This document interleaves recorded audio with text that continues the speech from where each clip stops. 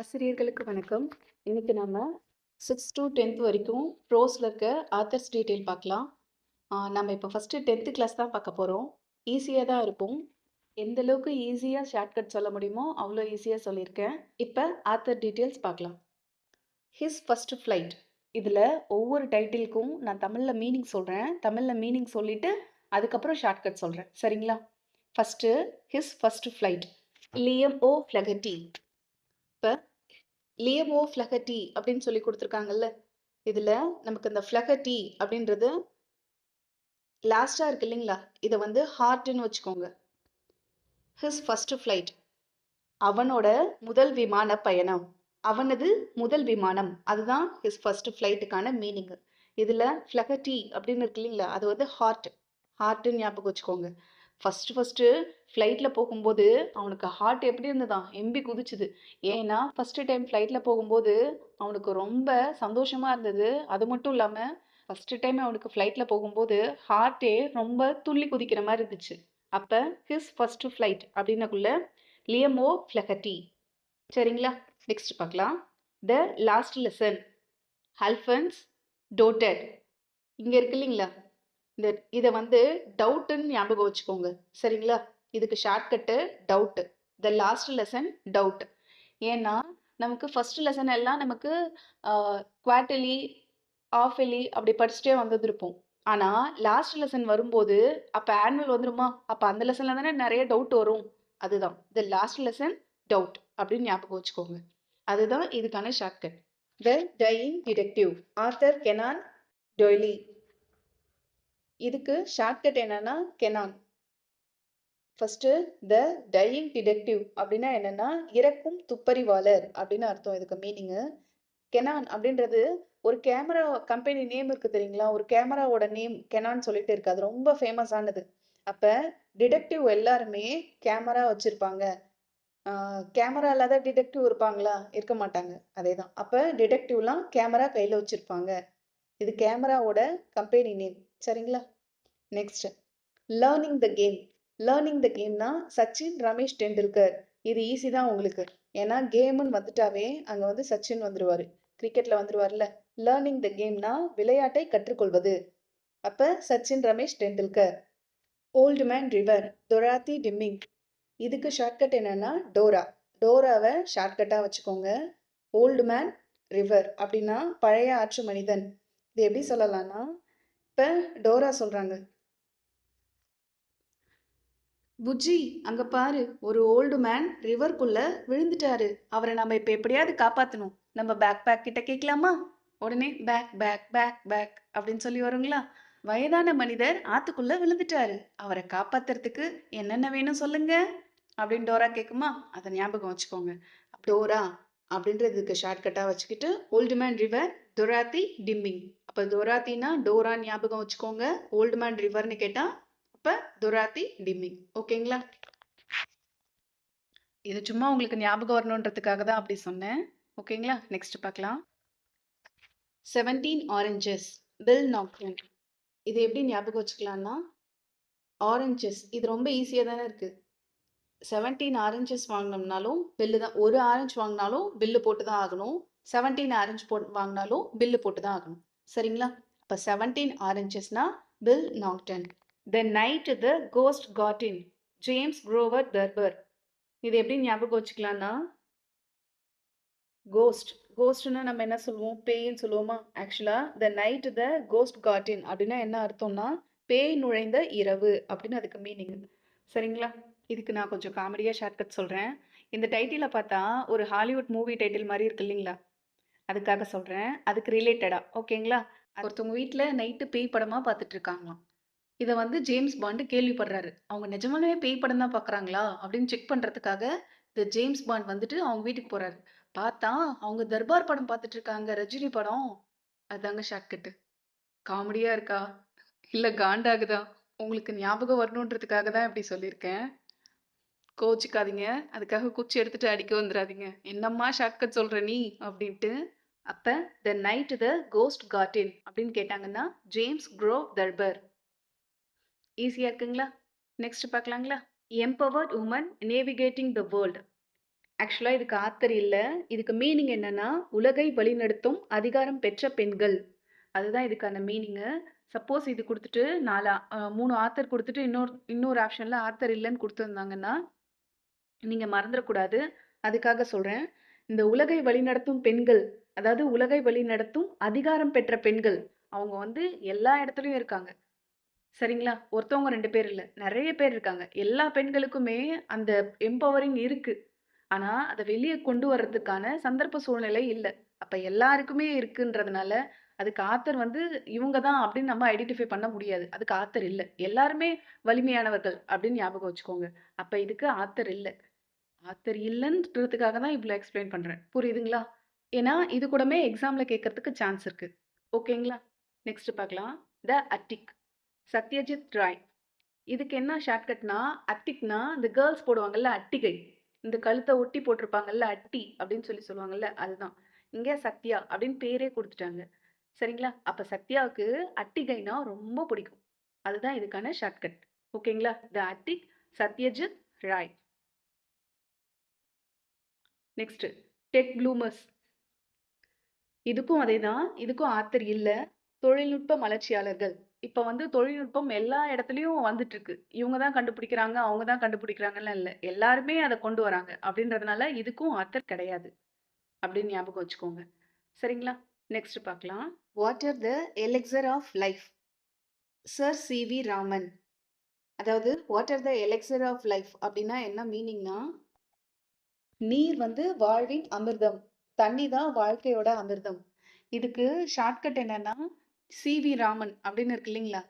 இத வந்து நமக்கு ரிலேட்டடா, அதாவது டீச்சர்ஸ் நமக்கு ரிலேட்டடா ஒரு ஷார்ட்கட் சொல்றேன்.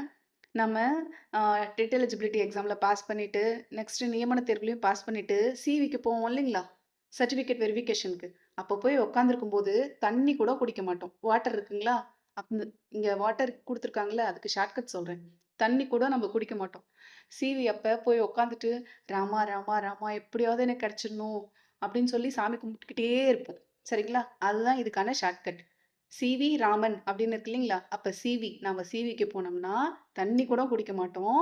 ராமா ராமான்னு வேண்டிட்டே இருப்போம். நமக்கு நல்ல ஜாப், அதாவது நல்ல பிளேஸ்ல கிடைச்சிடணும், நம்ம ஆசைப்பட்ட நம்ம சொந்த ஊர்லயே கிடைச்சிடணும் அப்படின்னு சொல்லிட்டு நம்ம வேண்டிட்டே இருப்போம். சரிங்களா? எல்லாருக்கும் இந்த தருணம் உங்க வாழ்க்கையில வர்றதுக்கு என்னோட வாழ்த்துக்கள். இந்த ஷார்ட்கட் பிடிச்சிருக்கா? நெக்ஸ்ட் பார்க்கலாம். From zero to infinity. Biography of Srinivasa Ramanujan. இது நமக்கு ஈஸியா தெரியும். 0, இன்ஃபினிட்டி இப்படிலாம் வருது இல்லைங்களா? மேக்ஸ் ரிலேட்டடா வருது. அப்ப ஈஸியாவே நமக்கு தெரியும். அது ஸ்ரீனிவாச ராமானுஜன். சரிங்களா? நெக்ஸ்ட் பார்க்கலாம். எ பர்த்டே லெட்டர். எ பர்த்டே லெட்டர் யாருன்னா ஜவஹர்லால் நேரு. இதுக்கு ஷார்ட்கட் என்னன்னா பர்த்டே நேரு. எப்படின்னா, இப்ப நேருவோட பர்த்டே தானே நம்ம சில்ட்ரன்ஸ் டேவா செலிப்ரேட் பண்றோம். அது எல்லா டீச்சர்ஸ்க்குமே தெரியும்.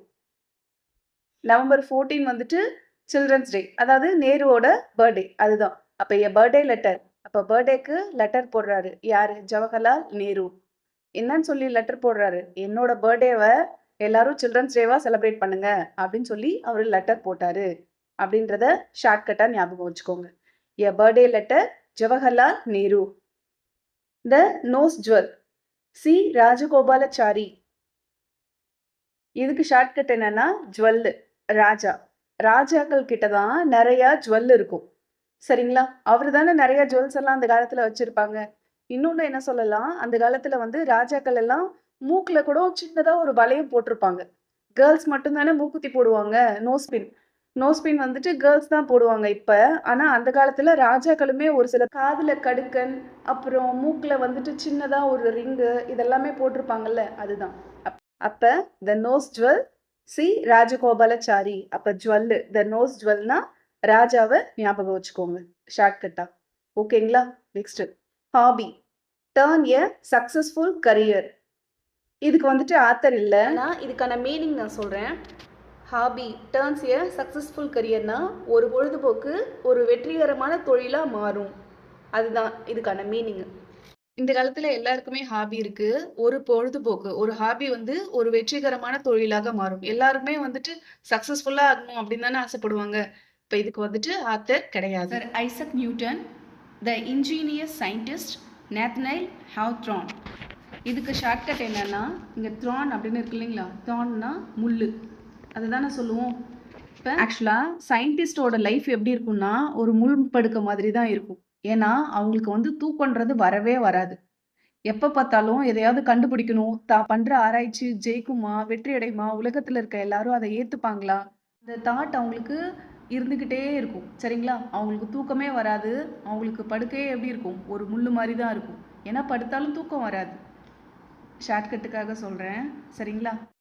My reminiscences, Rabindranath Tagore. இதுக்கு என்ன மீனிங்னா என்னுடைய நினைவுகள், அதுதான். அதை எழுதினது ரவீந்திரநாத் தாகூர். இதுக்கு ஷார்ட்கட் என்னன்னா சீன், இதை வச்சுக்கோங்க. அதாவது சீன் போடுறது. ரவீந்திரநாத் தாகூர், அதாவது ரவீந்திரநாத் தாகூர் வந்து சீன் போட மாட்டார். அவர் கீதாஞ்சலி நூலுக்காக சாகித்ய அகாடமி அவார்ட் கீதாஞ்சலி நூலுக்காக நோபல் பிரைஸ் வாங்கியிருக்காரு. நோபல் பிரைஸ் வாங்கியிருந்தாலும் அவர் சீன் போடலை. சரிங்களா, அப்போ இதுதான் இதுக்கான ஷார்ட்கட். ஏன்னா அவர் நிஜமாலுமே ஒரு ஹம்பிளான பர்சன் தான். அப்போ ரவீந்திரநாத் தாகூர் சீன் அப்படின்னு சொல்லி ஞாபகம் வச்சுக்கோங்க, சீன் போட மாட்டாரு அப்படின்னு. அப்போ இதுக்கான ஷார்ட்கட் உங்களுக்கு புரியுதுங்களா. நெக்ஸ்ட் பார்க்கலாம். Sea turtles, Shekhar Dattatri. இதுக்கு ஷார்ட்கட் என்னன்னா டர்டில்னா என்னது, ஆமை சொல்லுவோமா. இங்கே தட்டாரின்றத தந்தூரி அப்படின்னு சொல்லி ஞாபகம் வச்சுக்கோங்க. ஷேகர்னு பேர் இருக்கவங்கலாம் என்கிட்ட கோச்சிக்காதீங்க, சாரி. அப்போ இதுக்கான ஷார்ட்கட்டை, ஷேகருக்கு தந்தூரினா, அதாவது டர்ட்டிலோட தந்தூரினா ரொம்ப பிடிக்கும். ஷார்ட்கட்டுக்காக தாங்க, நிஜமாலலாம் அவருக்கு பிடிக்காது. சரிங்களா, அப்போ சி டர்ட்டில் அப்படின்னா ஷேகர் தந்தூரி அப்படின்னு ஞாபகம் வச்சுக்கோங்க. அதுதான் இதுக்கான ஷார்ட்கட். நெக்ஸ்ட் பார்க்கலாங்களா. நெக்ஸ்ட் வந்துட்டு ரஸ்கின் பாண்ட். இது வந்து ரொம்ப ரொம்ப ரொம்ப இம்பார்ட்டன்ட். இவரை பற்றி கம்பல்சரி கொஷின் கேட்டுகிட்டே இருப்பாங்க. இவரை பற்றின கொஷின்ஸ் இல்லாத கொஷின் பேப்பரே இல்லை முன்ன இருந்த டெட்லலாம். மோஸ்ட்லி 70% செட் ஆஃப் கொஷின்ஸில் இவரை பற்றி கேட்டிருக்காங்க. அதனால தான் வெவ்வேறு கிளாஸில் இருக்கிறத, அதாவது 10th, ஐ திங்க் 8th இருக்காருன்னு நினைக்கிறேன், அந்த மாதிரி வெவ்வேறு கிளாஸில் இருக்கிறத எல்லாத்தையும் உங்களுக்கு சேர்த்து ஒரே இதாகவே பக்கத்தில் இருக்க மாதிரியே கொண்டு வந்துட்டேன். ஏன்னா உங்களுக்கு அது ஞாபகத்தில் இருக்கணும்ல, அதுக்காக தான். இப்போ நம்ம இதுக்கான ஷார்ட்கட் பார்க்க போகிறோம். இது மூணுத்துக்குமே சேர்த்து ஒரே ஷார்ட்கட்டாக சொல்கிறேன், ஒரு சின்ன ஸ்டோரி மாதிரி. சரிங்களா, இப்போ இதில் ஷார்ட்கட் யார் யார் இருக்கோம்னா, நாம் இருக்கோம். நமக்கு வந்து வயசு ஒரு 5 வயசு ஆகுது. நம்ம இப்போ 5 வயசு பையன். பாண்டுனா ஜேம்ஸ் பாண்டை ஞாபகம் வச்சுக்கோங்க. இப்போ நம்ம 5 வயசு, அதனால ரஸ்க்கு சாப்பிட்டுட்டு போயிட்டுருக்கோம். சரிங்களா, யார் கூட, ஜேம்ஸ் பாண்டு கூட. ஓகேங்களா, இப்போ ஷார்ட்கட் குள்ளே போகலாம். When the trees walked. இங்கே first when the trees walked அப்படின்னு இருக்கா, அதுக்கு மீனிங் என்னன்னா மரங்கள் நடந்த போது, அதுதான். இப்போ மரங்கள் நடந்தப்ப நானும் ஜேம்ஸ் பாண்டும், அதாவது நாமளும் ஜேம்ஸ் பாண்டும் ரஸ்க்கு சாப்பிட்டுக்கிட்டே நடந்து போனோம். சரிங்களா, next I can't climb trees anymore. அப்போ என்ன சொல்ற, ஜேம்ஸ் பாண்ட் என்ன சொல்றாருன்னா, நம்ம அந்த மரத்து மேலே ஏறி போகலாமா அப்படின்னு சொல்லி சொல்றாரு. ஐ கான் கிளைம் ட்ரீஸ் எனிமோர் அப்படின்னா அதுக்கு மீனிங் வந்துட்டு என்னால் இனி மரங்கள் ஏற முடியாது. ஜேம்ஸ் பாண்ட் சொல்கிறாரு, நாம் அந்த மரம் மேலே ஏறலாமா அப்படின்னு சொல்கிறாரு. அதுக்கு நம்ம என்ன சொல்லுவோம், பா நான் ரஸ்க்கு சாப்பிட்டுட்டு இருக்கேன்ப்பா, என்னால் வந்து ரஸ்க்கு சாப்பிட்டுட்டேலாம் மரத்து மேலே ஏற முடியாது, என் ரஸ்க்கு கீழே விழுந்துரும், அதனால நான் வரலப்பா அப்படின்னு சொல்லி நம்ம சொல்லிடுறோம். புரியுதுங்களா. நெக்ஸ்ட்டு அவர் என்ன சொல்கிறாருன்னா, the wind on haunted hill, அதாவது அந்த ஒரு பெரிய குன்று, ஒரு ஹீல்னா என்னது, குன்று சொல்லுவோமா, அந்த குன்றுக்கு மேலே ஒரு நல்ல பயப்படுற மாதிரி ஒரு காற்று வீசிட்டு இருக்கு, ஒரு 100, ஒரு நல்ல காற்று பயங்கரமாக வீசிட்டு இருக்கு அப்படின்னு சொல்லி சொல்கிறாரு. அங்கே போகலாமா அப்படின்னு சொல்லி பாண்டு, அதாவது ஜேம்ஸ் பாண்டு நம்மள்ட்ட கேட்குறாரு. அதுக்கு நாம் என்ன சொல்கிறோம், நாங்களாம் அங்கே வரலப்பா, ஏன்னா என் ரஸ்க்கு பறந்து போயிரும் காற்றுல அப்படின்னு சொல்லி சொல்கிறோம். சரிங்களா, சின்ன பிள்ளைத்தனமா இருக்கா, ஷார்ட்கட்டுக்காக தாங்க. சரிங்களா, அப்போ when the trees walk, I can't climb trees anymore, the wind on haunted hill, இது எல்லாமே பார்த்தீங்கன்னா எழுதினது ரஸ்கின் பாண்ட். இவர் ரொம்ப இம்பார்ட்டண்டான பர்சன். இவர் 3 எழுதியிருக்காரு. இதுக்கு நான் வந்துட்டு உங்களுக்கு கண்டினியூஸாகவே சொல்லிட்டேன். இது வேறு வேறு கிளாஸில் இருக்குது, 10th 8th அந்த மாதிரி வேறு வேறு கிளாஸில் இருக்குது. உங்களுக்கு மெமரியில் இருக்கணுன்றதுக்காக இது 3த்தையும் நான் ஒன்றாவே கொண்டு வந்துட்டேன். ஓகேங்களா, இப்போ நெக்ஸ்ட் பார்க்கலாங்களா. A visitor from distant lands. இதுக்கு மீனிங் என்னென்னா, தூர தேசத்துலேருந்து வந்து ஒரு விசிட்டர், அவங்க யாருன்னே தெரியாது. ஏன் யாருன்னு தெரியாதுன்னு சொல்கிறேன்னா, இதுக்கு வந்து ஆத்தர் இல்லை. அப்போ ஏ விசிட்டர் ஃப்ரம் டிஸ்டன்ட் லேண்ட்ஸ், அதாவது தூர தேசத்துலேருந்து வந்த ஒரு விசிட்டர். அவங்க யாருன்னே தெரில. ஆத்தர் நேம் இல்ல. சரிங்களா?